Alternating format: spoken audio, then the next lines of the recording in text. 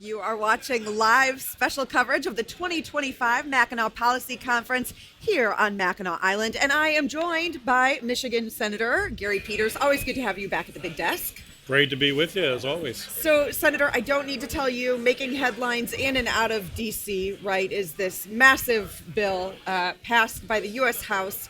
You also don't need to watch, like, Schoolhouse Rock to know a bill has to pass both chambers, go to the president. So right now, it is up to your chamber, run by Republicans, though. I'm curious, bring us the news from D.C. Where do things look like right now when it comes to passage of this bill?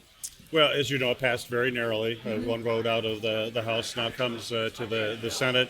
It's a reconciliation process. So the normal Senate rules, which you can have a filibuster, which means you have to have 60 votes, does not apply. So this is just a strictly majority vote.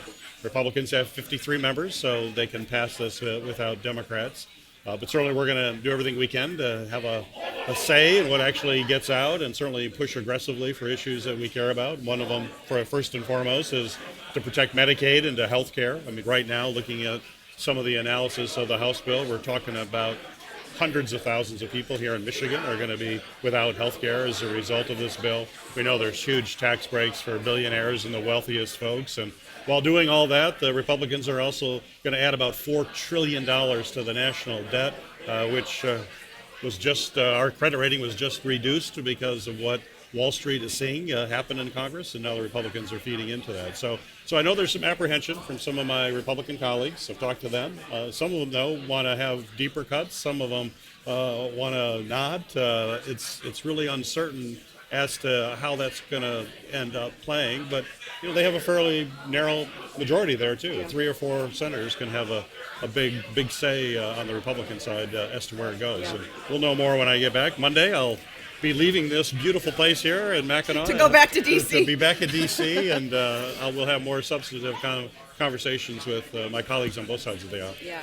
I want to pick up on something. You used the word uncertain a few moments ago. It is one of the words, along with unpredictability, that I've just been hearing so much, sort of the undercurrents of this conference, whether it be among business leaders, lawmakers, philanthropists.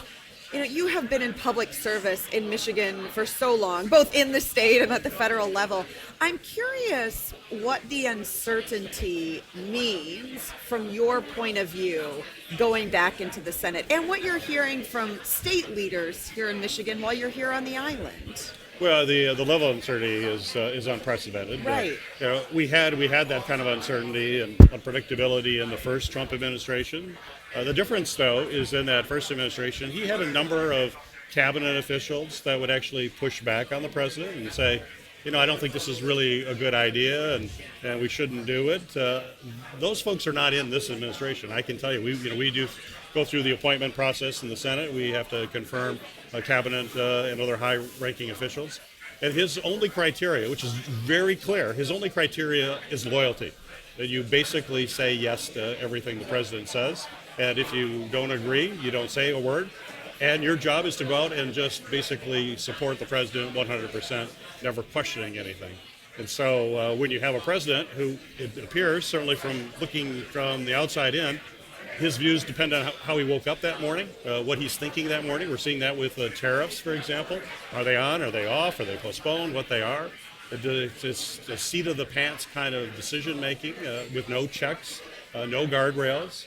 And that uncertainty, of course, is incredibly damaging to our economy because businesses can't plan.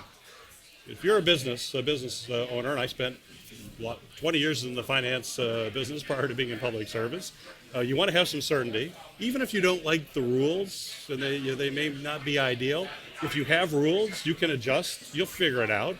Our business community is really good. They'll figure it out. They may not like it, but they'll figure it out. But they have to have rules. And if there are no rules, they have no idea what to figure out. They don't know if they should be hiring people. Should they be laying people off? Should they be making investments? Should they not? So basically, they just do nothing. Everybody just freezes. And that impedes growth in the economy. It means higher unemployment numbers. It means people aren't going to get pay raises. It's just bad. And yet, we've seen Americans, of course, I don't need to tell you who voted for this president. And I'm wondering if some of that was for the idea of feeling like institutions weren't working for them, right? That there's some level of us against them, and that they actually feel like something needs to break, and that somehow the president is doing that. What's your response? I mean, you hear from voters like Yeah. that, right? Yeah, I think there's really no question that the last election was a change election. People wanted change. They wanted to shake things up. We just came out of the pandemic. Prices were up as a result of all of that. It wasn't great for folks, and they felt it. And they're like, I just want to change things. And a lot of people are kind of have the attitude, I don't know what kind of change we need, but we certainly need change. And that's what was really there. We saw it in other countries around the world. If you were an incumbent government, either right or left, you were probably in trouble because it was a changed election globally, not just here in the United States. So that's what you see. But what that need for change isn't forever. And if people think the change that is occurring is actually hurting them, then they're going to want change again.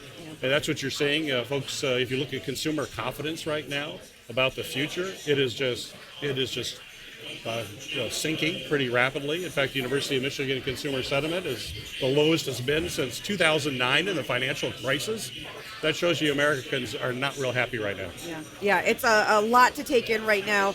Senator Gary Peters, always appreciate your time filling us in from what's going on in D.C. here on the island.